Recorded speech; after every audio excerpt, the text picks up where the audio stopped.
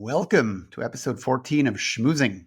It's been a while. You're probably wondering if I've fallen off the face of the earth. The truth is, I've been experimenting with a new format for this podcast, and it's taken a while to figure out the technicalities of it. So bear with me. What we're going to try and do is take on some of the thought leaders that you find in the world today, look at their views of the world, their views of God, life, morality, purpose, where humanity is heading, and try and unpeel their ideas and see how solid they are. Today, we're going to take on Dr. Neil deGrasse Tyson, probably the world's most famous scientist today. He's an astrophysicist. He studied at Harvard and at Princeton. And what's interesting is if you look on YouTube, you'll find lots of videos of him talking about, as an astrophysicist, talking about the cosmos, galaxies, stars, formations, asteroids coming towards the Earth. He's got a fascinating video on why the sky is blue. He's got some interesting things to say about the possibility of life on other planets. But what's interesting is he also talks about things like climate change, which isn't really his specialty. And he has videos where he talks about the afterlife, or whether or not there's a God, or what the meaning and purpose of life is, which is really not his field. This is a classical logical fallacy that's called appeal to authority. Because somebody is an authority in one area of life, we assume it spills over to them knowing about other areas of life. Being an astrophysicist does not qualify you to make any statements in philosophy any more than anybody else who's read other books on philosophy. It doesn't qualify you to talk about religion, and it certainly doesn't qualify you to talk about Judaism. So let's have a look at our first clip with Dr. Tyson. We're not all good. I have no problems if, as we probe the origins of things, we bump up into the bearded man. If that shows up, we're good to go. Okay? Not a problem. There's just no evidence of it. And this is why religions are called faiths, collectively. Because you believe something in the absence of evidence. That's what it is. That's why it's called faith. Otherwise, we would call all religions evidence. But we don't, for exactly that reason. So I'm given what everyone describes to be the properties that would be expressed by an all-powerful being in the gods that they worship. I look for that in the universe and I don't find it. That reason. Here, I can't blame Dr. Tyson for thinking the way he does about religion, because religions are usually a matter of faith. But as I think we've talked about in previous episodes, in Judaism, the word faith doesn't exist. Faith, the idea of accepting something as true because you're just supposed to, because you hope it's true, because you were raised to think it's true, is just not a Jewish idea. The word doesn't exist in the Hebrew language. As a matter of fact, Maimonides, in his writings where he discusses and defines what it means to believe in God, his book is called Sefer Mad'a, the book of science. Maimonides was a scientist, and he believed that you can approach the question of whether or not there's a God with the same criteria of science and logic that you do to other fields of understanding the reality that we live in. Let's go to video number 2. So what people are really after is, what is my stance on religion or spirituality or God? And I would say if I had to find a word that came closest, it would be agnostic. Agnostic, a word dates from the 19th century, Huxley, to refer to someone who doesn't know but hasn't yet really seen evidence for it, but is prepared to embrace the evidence if it's there, but if it's not, it won't be forced to have to think something that is not otherwise supported. Okay? There are many atheists who say, well, all agnostics are atheists. Like, okay. I'm constantly claimed by atheists. I find this intriguing. In fact, on my wiki page, I didn't create the wiki page, others did, and I'm flattered that people cared enough about my life to assemble it. And it said, Neil deGrasse Tyson is an atheist. I said, well, that's not really true. I said, Neil deGrasse Tyson is an agnostic. Went back a week later, it said Neil Tyson is an atheist again, within a week. And I said, what's up with that? And I said, I now have to word it a little differently. So I said, okay, Neil deGrasse Tyson, widely claimed by atheists, is actually an agnostic. And some will say, well, you're not being fair to the fact that they're actually the same thing. No, they're not the same thing, and I'll tell you why. Atheists I know who proudly wear the badge are active atheists. They're like in your face atheists, and they want to change policies, and they're having debates. I don't have the time, the interest, the energy to do any of that. Here he's making another mistake. The philosophical definition of an agnostic is not somebody that's not sure if there's a God. It's not somebody who's either politically active as an atheist or politically active as a believer. An agnostic is defined as somebody who says there is no way to know if God exists or not. That's the philosophical definition of an agnostic. Aside from that, there's a bigger problem, which is that it's very easy to be an agnostic in your mind. In the world of theory, there's always three possibilities. There is a God, there isn't a God, maybe there's a God. But when it comes to the world of action, it always comes down to two choices. Either you're going to live your life guided by the belief that there is a God, or you're going to live your life without that belief. There's no such thing as being an agnostic in practice. So when you say, do you believe in God, is it which God? Is it Zeus? Is it Poseidon? Is it the Jewish God? Is it the Christian God? Because the Jewish God from the Old Testament is filled with wrath, okay? All right, and smoting and smiting and whatever the past tense verb is. And so, and the New Testament, that God is kinder, all right? A little nicer, yeah. Yeah, all right. So you look at all of this and say, is that the God you want me to comment on? Or is there some other God? Typically, it's the Judeo-Christian blend there.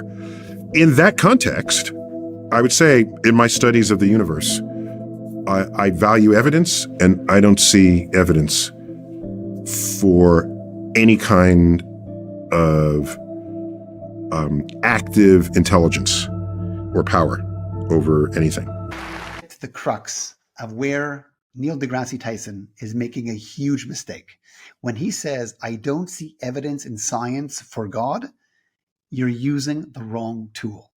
You can't use science, which is there to measure and understand the physical universe, to answer the question, where did the physical universe come from? Matter doesn't create itself. If there was a big bang, if there was a beginning and something began it, that thing that began it can't just be another physical thing.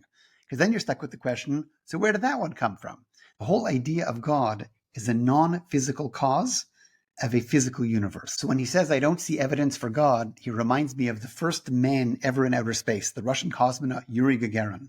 He was blasted into outer space. He was in the Russian space program. He spent days circling the Earth, came back down, and it was the first time a human being had been in outer space. Came down, took him a couple of days to decompress. He got healthy. They put him in front of an international set of TV cameras, and somebody asked him the question, what did you see in outer space? His answer was, I didn't see God. If you expect to see God, then you clearly don't know what God is. If you expect that the tools of science and physics and biology are going to tell you about where science and physics and biology came from, you're using the wrong tool. And this was my letter, as it appeared in the New York Times. People cited violation of the First Amendment when a New Jersey, that's a separation of church and state, essentially. New Jersey school teacher asserted that evolution and the Big Bang are not scientific and that Noah's Ark carried dinosaurs. The case is not about the need to separate church and state. It's about the need to separate ignorant, scientifically illiterate people from the ranks of teachers. That's the problem. And yes, it's true.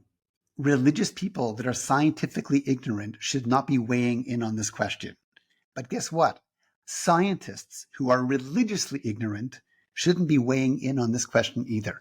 When we're looking at how religion views the world and how science views the world, if you're not qualified in both, you really have no way of bridging the gap between the two. I happen to know many religious scientists. They are deeply immersed in their Torah studies.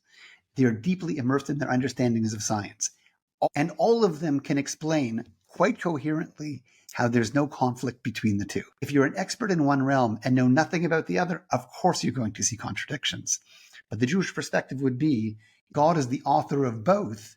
There can't be a contradiction between the two. If it seems like there's a contradiction, it's either you don't really understand the science or you don't really understand the book. It could be a master chef who can look at a piece of cake and tell you exactly the ingredients. and at what temperature it was baked, and how the sugar was combined with the egg, combined with the flour, combined with the chocolate, and what kind of recipe was followed, and what kind of chocolate it is. But no matter how much you're an expert in the cake, none of that will tell you who made the cake. None of that will tell you why they made the cake. For that, you have to be able to go beyond the cake. In America, 90% of the nation would claim to be religious. And you define this in a way that's unambiguous. You don't say, well, do you go to church every Sunday? You don't ask that question. Plenty of people go to church who are not religious.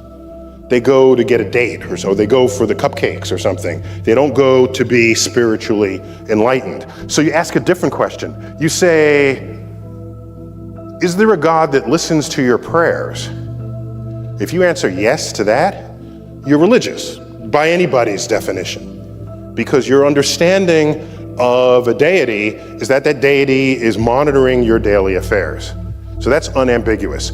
This number's dropped in the last couple of years, but it's about 90%. Turns out if you go to college and get an advanced degree, a master's or a doctorate, where these are degrees where you actually question the state of existing knowledge.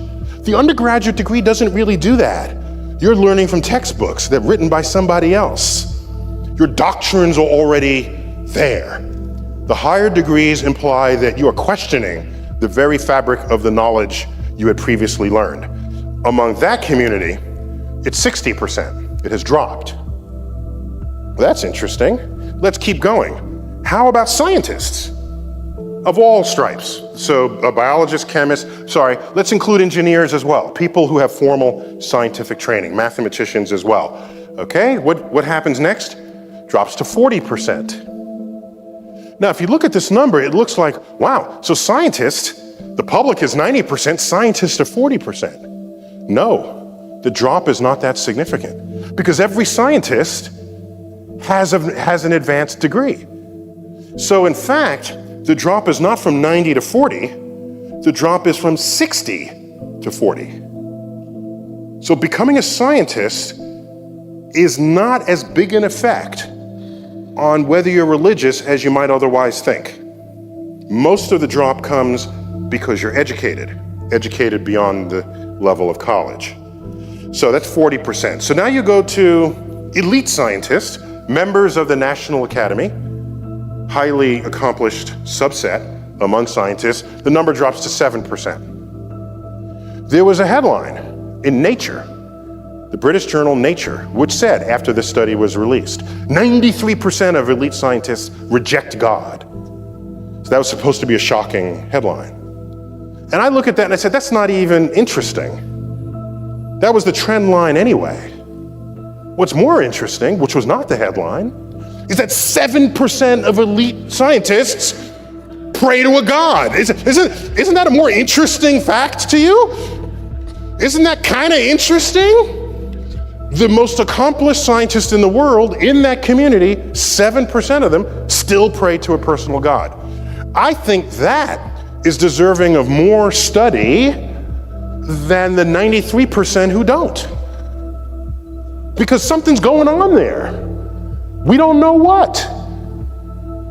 And I have confronted people on this. I would say, to the most sort of vociferous in the atheist community, I would say, you're beating the public over the head, telling them, why are you doing it? And I'm thinking, before you beat the public, why don't you beat them over the head, okay? No, I'm just saying, if you're gonna rank, understand that first, because if you can't convert that 7%, you've got no hope in the general public. That's all I'm saying. This is among the ranks of the scientifically educated. Now, philosophers basically invented atheism. And if you check the statistic for philosophers, it's below 1%. There are no the only religious philosophers they're like theologian philosophers, all right? If you subtract the theologic philosophers, this number is essentially zero. Okay, this point made no sense to me at all. None of the philosophers deal with God except for the theologians. Theology is a field within philosophy. There's many theologians that spend their time as philosophers discussing and understanding the question of God. It's almost like saying at the Super Bowl, Aside from the Patriots fans, nobody was rooting for the Patriots. The history of discovery, particularly cosmic discovery, but discovery in general, scientific discovery, is one where at any given moment there's a frontier. And there tends to be an urge for people, especially religious people, to assert that across that boundary into the unknown lies the handiwork of God. This shows up a lot. Newton even said it. He had his laws of gravity and motion, and he was explaining the moon and the planet. He was there. He doesn't mention God for any of that. And then he gets to the limits of what his equations can calculate. So can't quite figure this out. Maybe God steps in and makes it right every now and then. That's where he invoked God. And Ptolemy, he bet on the wrong horse, but he was a brilliant guy. He formulated the geocentric universe with Earth in the middle. This is where we got epicycles and the machinations of the heavens. There was still a mystery to him. He looked up and uttered the following words: when I trace at my pleasure the windings to and fro of the heavenly bodies. These are the planets going through retrograde and back. The mysteries of the earth. When I trace at my pleasure the windings to and fro of the heavenly bodies, I no longer touch earth with my feet. I stand in the presence of Zeus himself and take my fill of ambrosia. What he did was he didn't invoke Zeus to account for the rock that he's standing on or the air he's breathing. It was this point of mystery, and in gets invoked God. This, over time, has been described by philosophers as the God of the gaps. If that's where you're going to put your God in this world, then God is an ever-receding pocket of scientific ignorance. If that's how you're going to invoke God, if God is the mystery of the universe, these mysteries, we're tackling these mysteries one by one. If you're going to stay religious at the end of the conversation, God has to be more to you than just where science has yet to tread. So to the person who says, maybe dark matter is God, if the only reason why you're saying it's because it's a mystery, then get ready to have that undone. I will never be one to tell you what you should believe or what you should not believe. What I will say is that if you want to say that where we don't understand things, that's where God rests, that's where God operates, the God of the gaps argument, because I get asked that all the time. What was around before the universe? I don't know. Must have been something, God. So they got to stick in God where we're not there yet. And I just say, we got top people working on that. It's a current frontier. We're not there yet. And given the history of the moving frontier, where people had previously said, well, God must be operating, we're long past that. Those explanations have come. And so there's no compelling reason to say God did it and then sort of give up and go on to the next problem. So now Dr. Tyson gets to the classic argument of God of the gaps. Just because there's things we don't understand about the universe doesn't mean it came from God. And in the past, we used to believe God was responsible for lightning and for thunder and for electromagnetism and for gravity. And the more science pushes and makes sense of these things, the less you need God as the explanation. So what's God of the gaps? You believe in God only in the areas where you haven't yet found an actual scientific explanation. I don't believe in God of the gaps. My God is not a God of the gaps for two reasons. Number one, no matter how much you look under a microscope or through a telescope, or whatever laws you find that govern the universe, whatever forces of nature you discover that explain how this universe functions, none of it will tell you about the meaning of life. None of it will tell you about the purpose of life. That will never be found under a microscope. There's no formula that tells you what the purpose of life is. And the second is that all of science is based on the idea of cause and effect. Everything comes from something. The entire universe, as we understand it, according to the basic laws of science, follows a system of cause and effect. Everything comes from something. You see a chair made out of wood, you know it comes from a tree. That tree, we know, came from a seed, which came from a previous tree, which came from a seed, which came from a tree. Everything comes from something. So if, according to science, there was a beginning, it means the universe is finite. It has an age. It's 13.8 billion years old. It has a size It has a shape. It's expanding. It's growing in size as time goes on. So if the universe itself is finite, finite things need to have a cause. If there's a beginning, there must be a beginner. You can't say the universe created itself any more than saying a chair can create itself. If there's nothing there, from nothing, nothing comes. So this isn't about God of the gaps. If you ask a scientist what created that first particle that exploded and expanded and turned into the universe, where did it come from? They would say they don't know yet. But regardless, if you push them on the question and say, well, there's two possibilities. Either something infinite created it, which I call God, some infinite, unlimited force beyond space and time created the beginning of space and time, or you'll say something finite created it. But if something finite created it, you're still stuck with the question, okay, so where did that finite thing come from? And what was before that? And what was before that? So it seems to be that the idea that infinite created finite is not just an explanation for the universe. It's not just the best explanation for the universe. It's the only possible explanation for the universe. Do you believe in God? So in the West, there's 2/3 of scientists pray to a personal God on the expectation it will intervene in their day's affairs. But I can tell you this, productive scientists do not bring their Bible, their scripture, their holy books into the lab because they do not mix there. So they draw a line in the sand and they do one in one place, then they worship on the weekend, Saturday or Sunday, whatever is your religious tradition there. So to ask whether they can coexist, the answer is empirically yes. I didn't ask that. I asked, do you believe in God? Every description of God that I've heard holds God to be all-powerful, very typical, and all good. And then I look around and I see a tsunami that killed 250,000 people in Indonesia, an earthquake that killed 250,000 people in Haiti, and I see earthquakes and tornadoes and disease, childhood leukemia, and I see all of this and I say, I do not see evidence of both of those being true simultaneously.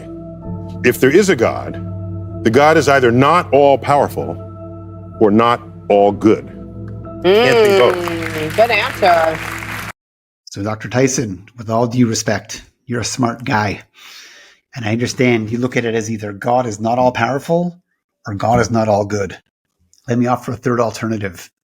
You are not all-knowing. Yes, you're an astrophysicist. You know a lot about the mechanics of the universe. Do you claim to understand the mind of a being that's infinite, all-powerful, beyond time and space? I think you would agree with me that if a kid in kindergarten walked into your class on astrophysics, they would not understand what in the world you're talking about because the gap between your mind and their mind is huge. Guess what? The gap between your mind and God's mind is huger. It's actually infinitely huge. So for us to claim that we can understand how God runs the world, if I was God, I wouldn't create hurricanes. If I was God, I wouldn't create kids with congenital birth defects. If I was God, we're not.